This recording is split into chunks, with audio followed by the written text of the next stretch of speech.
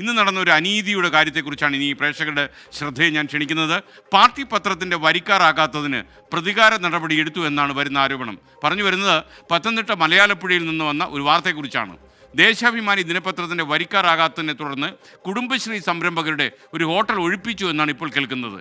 എന്നാൽ നിയമപരമായ ടെൻഡർ വിളിച്ച മറ്റാളുകൾക്ക് കെട്ടിടം നൽകി എന്നാണ് DTPC പറയുന്നത്.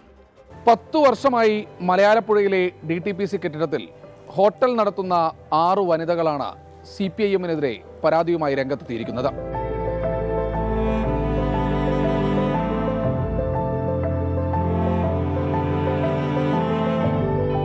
ദേശാഭിമാനിയുടെ 5 പത്രം എടുക്കണമെന്ന് പറഞ്ഞ് 10 വർഷമായിട്ട് നമ്മൾ അത് പറഞ്ഞ് നമ്മുടെ സർവീസ് സഹകരണ ബാങ്കിൽ ഇപ്പോൾ ഇരിക്കുന്ന പ്രസിഡൻ്റായ ജയപ്രകാശ് എന്ന് പറയുന്ന വ്യക്തിയാണ് വന്നത്. സാറിനോട് പറഞ്ഞ് ഞങ്ങൾ നിലവിൽ 10 വർഷമായിട്ട് പത്രം ഉണ്ടല്ലോ, അത് പോരാ എന്ന് പറഞ്ഞു. അപ്പോൾ പുള്ളി പറഞ്ഞു എന്നാൽ കൊട്ടേഷനിൽ പോകട്ടെന്ന് പറഞ്ഞു. ലോണെടുത്ത് കഴിഞ്ഞ 10 വർഷമായി നടത്തിവന്ന ഹോട്ടൽ ഒഴിപ്പിച്ചെന്നാണ് 6 കുടുംബശ്രീ അംഗങ്ങളുടെ ആരോപണം. ദേശാഭിമാനി പത്രത്തിന്റെ വരിക്കാറാകണമെന്നാവശ്യപ്പെട്ട CPIM ഏരിയ കമ്മിറ്റി അംഗം സമീപിച്ചെന്നും ഒരു പത്രത്തിൽ കൂടുതൽ എടുക്കാൻ കഴിയില്ല എന്നറിയിച്ചതോടെ ഹോട്ടൽ പുതിയ ടെൻഡറിലേക്ക് കടക്കുകയാണെന്ന് പറഞ്ഞുവെന്നുമാണ് ആരോപണം.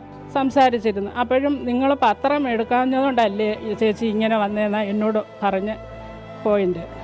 അപ്പം പിന്നെ ഞങ്ങൾ പറഞ്ഞു അപ്പോൾ കൊട്ടേഷനും പോയി കഴിഞ്ഞ് ഇനി എന്തെങ്കിലും മാർഗം ഉണ്ടെങ്കിൽ ഞങ്ങൾക്ക് സഹായിക്കണമെന്ന് ഞാൻ ആവശ്യപ്പെടുകയും ചെയ്തിട്ടുണ്ടായിരുന്നു.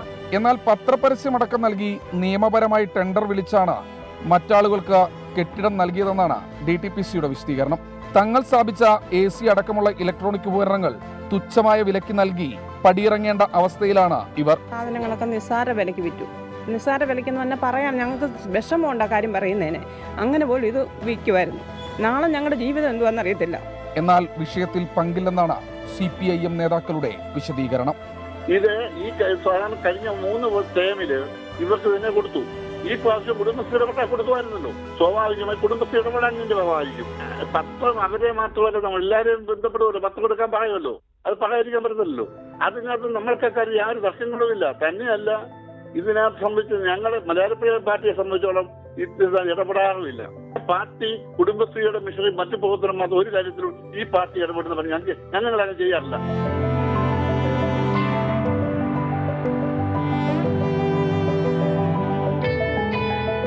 ടെൻഡർ മാനദണ്ഡങ്ങൾ പാലിച്ചാണ് എല്ലാ നടപടിക്രമങ്ങളുമെന്ന് DTPC വിശദീകരിക്കുന്നുണ്ട്. അപ്പോഴും ഈ 6 വനിതാ സംരംഭകർ എന്തു ചെയ്യും ഇനി ഭാവിയിൽ എന്ന ചോദ്യം അവിടെ തന്നെ നിൽക്കുകയാണ്. രതീഷ് മാടമ്പശ്ശേരിക്കും സഞ്ജയ് ഇക്ബാലിനുമൊപ്പം ശ്രീകുമാരൻ, 24 പത്തനംതിട്ട. പൊതുജനം കഴുതയല്ല സാർ.